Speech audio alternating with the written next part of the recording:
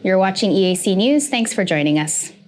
U.S. Assistant Secretary of State for East Asian and Pacific Affairs Daniel Kritenbrink, U.S. Ambassador to Cambodia Patrick Murphy, and the Cambodian Minister of Culture and Fine Arts Phung Sakona celebrated the repatriation of 27 looted artifacts to Cambodia at the National Museum on Wednesday, 13th July. EAC News reporter Anthony Ellis has more. Assistant Secretary Kritenbrink highlighted a memorandum of understanding between the Government of Cambodia and the United States, which personified U.S.-Cambodian Culture Corporation, facilitated the return over 100 priceless antiques, and built a capacity of Cambodians working on cultural heritage preservation. Kritenbrink also praised the joint efforts of the U.S. Department of Justice of Law Enforcement, Manhattan District Attorney, Homeland Security Investigations, Ministry of Culture and Fine Arts, and U.S. Embassy that led the return of 27 pieces.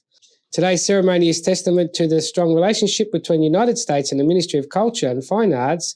Kritenbrink said U.S. government incentives, such as Ambassador's Fund for Cultural Preservation, demonstrate our long-standing support for the restoration of historic sites of cultural significance for Cambodia.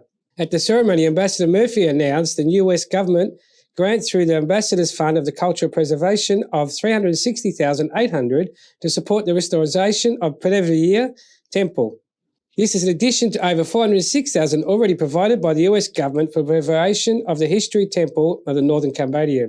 The United States is proud of the contribution to Cambodia's cultural heritage preservation efforts to joint efforts to repatriate invaluable artifacts from the U.S. back to Cambodia's Ambassador Murphy said.